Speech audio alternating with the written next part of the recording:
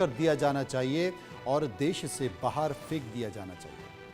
ठाकरे का इशारा सोनिया गांधी, राहुल गांधी, प्रियंका गांधी, रॉबर्ट वाड्रा और अहमद पटेल की तरफ था। आज की शिवसेना यूवीटी कांग्रेस के साथ गठबंधन करती है, एक मंच पर खड़ी होती है, हिंदुत्व की विचारधारा से हटती ही नहीं दिखाई दे रही है, बल्कि हिंदुत्व के खिलाफ उसके स्वर भी दिखाई दे रहे हैं।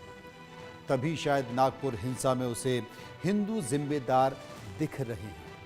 मुखपत्र सामना में हिंदू तालिबानी शब्द का जिक्र होता है।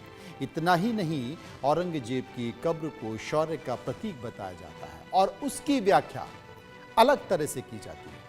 सियासत के लिए कहा जाता है कि बीजेपी के पेट में नया शिवाजी पल रहा है और आरोप यह लगाया जा रहा है कि बीजेपी कब्र हटाने के बहाने से शिवाजी के इतिहास को खत्म करना चाहती है। बड़ा सवाल यही है कि औरंगजेब की कब्र को शौर्य का प्रतीक कहकर हिंदू तालिबान शब्द का जिक्र कर रहा है। नया शिवाजी की बात छेड़कर उद्धव ठाकरे की शिवसेना आखिर क्या छत्रपति शिवाजी का अपमान तो नहीं कर रही? समझेंगे, चर्चा करेंगे, लेकिन उसके पहले एक रिपोर्ट हमने तैयार की है। इस रिपोर्ट को गौर से देखिए। क्या बदल गई शिवसेना की हिंदुत्व की विचारधारा? सामना में किया हिंदू तालिबान शब्द का जिक्र। औरंगजेब की कब्र को बता दिया शौर्य का प्रतीक। क्या सामना के लेख में शिवाजी का अपमान हुआ? सामना के लेख में अब हिंदुत्व और बाल ठाकरे से अलग बात होने लगी है। सियासत साधने की कोशिश में शिवसेना और इसके मुखपत्र की आत्मा धूमिल होती दिख रही है। सबसे पहले बात करते हैं सामना में किन बातों को कहा गया है जिससे शिवसेना के बदले हुए चरित्र की बात होने लगी है। बीजेपी के पेट में पल रहा है नया शिवाजी से विवाद। सामना के लेख में औरंगजेब की कब्र को लेकर कहा गया है कि बीजेपी के पेट में नया शिवाजी पल रहा है और इसी वजह से छत्रपति शिवाजी के इतिहास को खत्म करने की कोशिश की जा रही है। सामना में आगे लिखा गया है कि अब बीजेपी ने नए शिवाजी को जन्म दिया है और इसके लिए मूल शिवाजी को खत्म करने की उनकी योजना है। फिर छत्रपति शिवाजी महाराज को खत्म करना है तो पहले औरंगजेब की कब्र को ध्वस्त करना होगा। मतलब इतिहास अपने आप नष्ट हो जाएगा। यानी साफ है, उद्धव ठाकरे की शिवसेना औरंगजेब की कब्र बने रहने देना चाहती है। ओडिशा के बारगढ़ से सांसद प्रदीप पुरोहित का जिक्र। शिवसेना ने सियासी मोहरा चलने के लिए लोकसभा में बीजेपी के ओडिशा के बारगढ़ से सांसद प्रदीप पुरोहित का जिक्र किया, जिसने कहा था कि हमारे शिवाजी मोदी हैं। मोदी पिछले जन्म में छत्रपति शिवाजी थे। कमाल की बात यह है कि औरंगजेब की कब्र खोदने को लेकर सामना में बीजेपी आरएसएस को फैसला लेने के लिए कहा गया है, लेकिन खुद इसे हटाने या खोदने की बात नहीं कही गई। लेकिन कल्पना कीजिए, आज बाला साहब होते और अगर वो बीजेपी से अलग भी होते तो औरंगजेब को लेकर उनका हमला शायद बीजेपी से जोरदार ही होता। जैसा कि राम मंदिर आंदोलन में बाबरी विध्वंस के समय उनका बयान था, लेकिन जब से सत्ता के लिए उद्धव ठाकरे की शिवसेना ने कांग्रेस से हाथ मिलाया, तब से बाल ठाकरे और उद्धव ठाकरे की शिवसेना में बड़ा फर्क आ चुका है। बाल ठाकरे की विचारधारा में जहां हिंदुत्व की विचारधारा केंद्र में थी, तो उद्धव ठाकरे की शिवसेना में अब हिंदुत्व वाली विचारधारा नहीं के बराबर दिखती है। बातचीत चल रहा था, उन्होंने हमको बताया कि देश के आज जो प्रधानमंत्री नरेंद्र मोदी जी है, नरेंद्र मोदी जी का पूर्व जो जन्म था वो महाराज छत्रपति शिवाजी थे और उसका दूसरा जन्म ये अभी नरेंद्र मोदी है। इसलिए वही इस राष्ट्र को एक विकसित राष्ट्र, दुनिया में सबसे शक्तिशाली राष्ट्र निर्माण करने की भावना से काम कर रहे हैं। शिवसेना के मुखपत्र सामना में हिंदू तालिबान। शिवसेना के मुखपत्र सामना में हिंदू तालिबान शब्द के प्रयोग पर विवाद खड़ा हो गया है। इसे लेकर संपादक उद्धव ठाकरे, संजय राउत और प्रकाशक सुभाष देसाई पर शिकायत दर्ज की गई है। अब हालत यह है कि हिंदुत्व का बचाव के बदले उद्धव ठाकरे हिंदुओं पर ही निशाना साधने में जुट गए हैं। इतना ही नहीं, उद्धव गुट ने सामना में बीजेपी के कंधे पर बंदूक चलाने की कोशिश की है और बीजेपी के नए शिवाजी औरंगजेब को बता दिया है। क्या शिवसेना इस तरह की बात कर परोक्ष रूप से शिवाजी का अपमान कर रही है? ये राजनीतिक विश्लेषकों के लिए बहस का विषय है, लेकिन याद कीजिए, कभी शिवसेना की राजनीतिक विचारधारा की मूल पंक्ति थी गर्व से कहो हम हिंदू हैं। और बाल ठाकरे कहते थे एक सच्चा राष्ट्रीय नेता वो है जो हिंदू रक्त में उग्रवाद का संचार करेगा।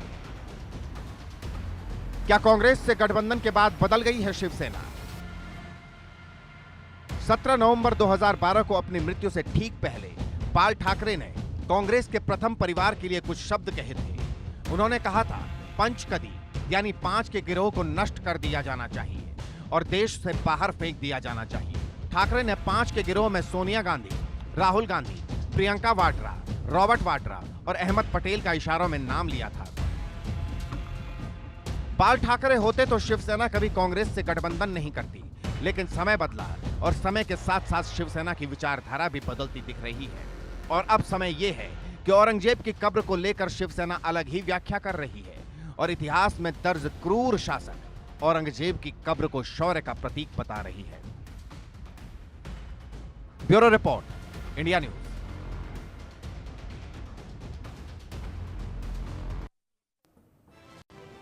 अब देश के कुछ सवाल हैं, जरा उन पर नजर डाल देते हैं। सवाल यह है कि क्या शिवसेना की हिंदुत्व पर, शिवसेना कौन सी? यूबीटी के हिंदुत्व पर विचारधारा बदल गई है? क्या हिंदू तालिबान शब्द से हिंदुओं की गलत छवि पेश की गई है? और क्या कब्र को शौर्य का प्रतीक कहने से शिवाजी का अपमान हुआ है? क्या बाल ठाकरे की शिवसेना से उद्धव की शिवसेना अलग है? ये तमाम सारे सवाल हैं जो लोगों के जहन में घूम रहे हैं। इन सवालों के इर्द गिर्द हम चर्चा करेंगे। रत्नाकर सिंह जो कि प्रवक्ता बीजेपी हैं, विक्रम सिंह यादव प्रवक्ता शिवसेना यूबीटी मेरे साथ होंगे, देश रत्न निगम राजनीतिक विश्लेषक मेरे साथ मौजूद होंगे। सबसे पहले देश रत्न निगम के पास हम चलेंगे, उनसे समझने की कोशिश करेंगे। निगम साहब, ये जो हो रहा है घटनाक्रम तो आपको बहुत अच्छे से पता होगा, लेकिन इसके साथ साथ अब एक अजीब सी स्थिति हो गई है। लोगों के जहन में बाल ठाकरे की शिवसेना आती है और लोग अब शिवसेना उद्धव ठाकरे देख रहे हैं। तो दोनों की स्थिति परिस्थिति में वाकई कोई अंतर है, या सामना में जिस बात का जिक्र किया गया है, सामना में जिस एडिटोरियल का जिक्र किया गया है, और उद्धव ठाकरे कहते हैं कि जनाब औरंगजेब तो मर चुका था लेकिन बीजेपी उस औरंगजेब को आज जिंदा कर गई। मनोज जी, जब मानसिक संतुलन बिगड़ता है तो हृदय को पेट समझ लेते हैं। शिवाजी, संभाजी ये सब हृदय में रहते हैं, पेट में नहीं रहते। हर भारतीय के हृदय में है और वो हमारी विरासत का हिस्सा है जी। देखिए, इतिहास और विरासत में बहुत फर्क होता है। इतिहास में औरंगजेब एक क्रूर आक्रांता था, दरिंदा था। उसने हिंदुओं पर बहुत अत्याचार करे, माँ बहनों पे बहुत अत्याचार करे। उन्हीं में से बहुत सारे ऐसे लोग हैं मुसलमान जिनके पूर्वज हिंदू थे, जिनके साथ ऐसी क्रूरताएं हुई।